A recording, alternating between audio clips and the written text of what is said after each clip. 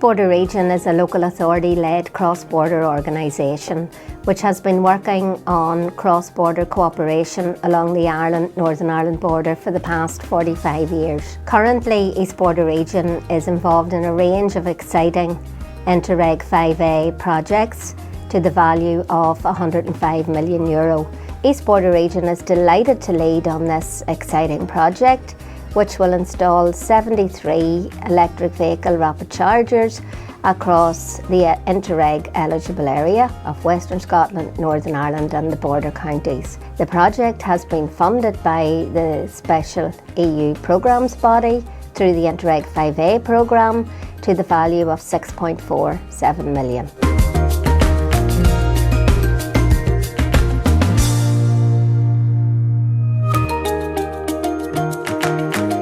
Southwest College is one of the leading academic institutions in the UK in terms of its research on sustainability and renewable technologies. So we're very excited to be involved in the FASTER project. Southwest College are going to take the lead on the behavioural change aspect of the project, and we're going to be developing and delivering a number of promotional campaigns to increase awareness on electric vehicles and also to encourage increased use of EVs across the three programme regions, Northern Ireland, Western Scotland and the Republic of Ireland. So we're really excited to help change attitudes and behaviours and particularly increase the numbers of electric vehicles that we see on our roads. Hi, I'm Ryan Sims. I'm a Senior Research and Development Engineer at the Power Networks Demonstration Centre. I lead PNDC's work in electrification of transport.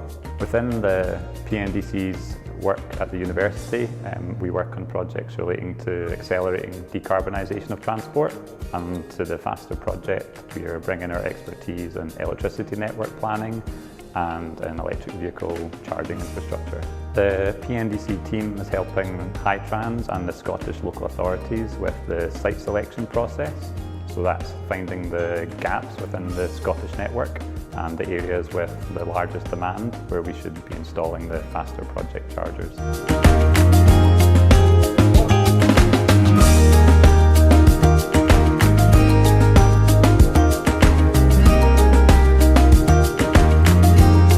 There's so many reasons why people will or won't take up EVs, but I think visibility is really key, just for the general public to know where charge points are. I think that having a reliable and resilient network is also really important, so that people know there's a backup if a charge point's not working for some reason. And I think the charge point experience needs to be simpler. There are so many different manufacturers and access methods and payment methods at the moment that there needs to be some sort of standardisation to make it a simpler process for users.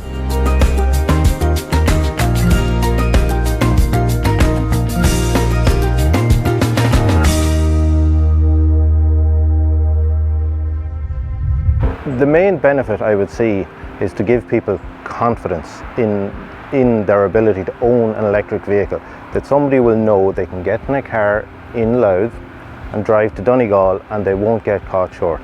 This has always been a feature of electric vehicle ownership, is range anxiety, they call it, this fear that you won't make your journey, you won't complete your journey. So that will be a huge benefit, but it will also act as a link between the Dublin-Belfast economic corridor and the Western economic corridor, which runs from Derry, Donegal down through Sligo to Galway, and it will create a cross-country link for electric vehicles as we move into that space. The Centre for Renewable Energies at Dundalk IT is primarily involved in researching wind energy and the integration of wind energy onto the grid. So the electrification of transport is key to research at Credit, and that's why we got involved in the FASTER project.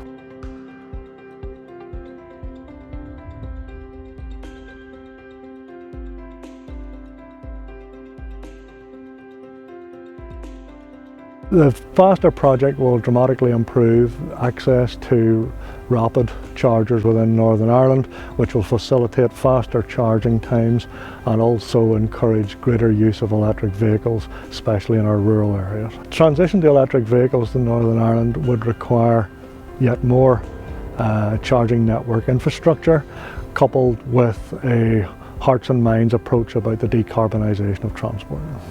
In terms of outcomes, I think the project will be very inclusive. It will help to link up some of the communities that maybe aren't joined onto the EV network at the moment, and it will also include some of those people who maybe don't have the ability to charge at home.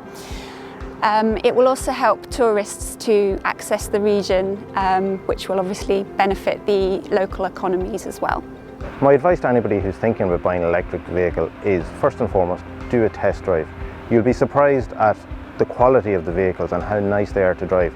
So if you haven't driven one, I just recommend going to your local main dealer and driving whatever vehicle they have in test drive. You'll be surprised at how good they are and how enjoyable they are to drive. So that's number one. And number two, do the research.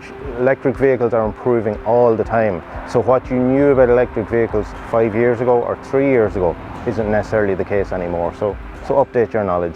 I've been driving an electric car for 4 years and I've really enjoyed my electric car, and I've found that apart from helping the environment, that it's an awful lot cheaper to run.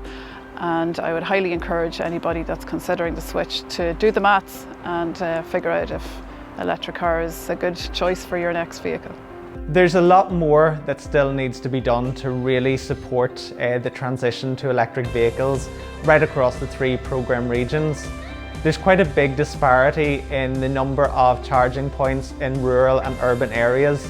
So hopefully through this project we'll be able to address that. But we really need governments and the media and industry influencers to play their part and really promote the benefits of electric vehicles and what they can achieve. And if we see an increased number of electric vehicles on our roads and reduced anxieties among drivers, we'll really have done our job with this project.